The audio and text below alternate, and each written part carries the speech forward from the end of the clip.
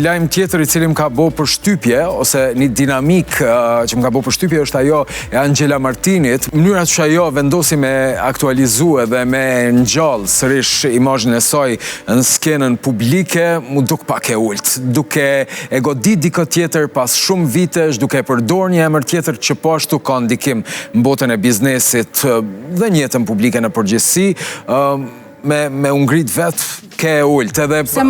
Se po mendojnë që zgjedhje pikërisht këtë moment, pse reagimi pas kaq vite që kanë kaluar. Sa duket ka ndryshime në jetën e saj personale dhe i duhet vëmendje, goditi me dikë që është i pasur, që është i lakmuar dhe që ka interes publik për atë person. Edhe ai ka pas një koheshtje në jetën roz kështu në përgjithësi, e aktualizoi veten edhe këtë djalin i cili megjithatë u minimizu si figurë se çka s'tha për to.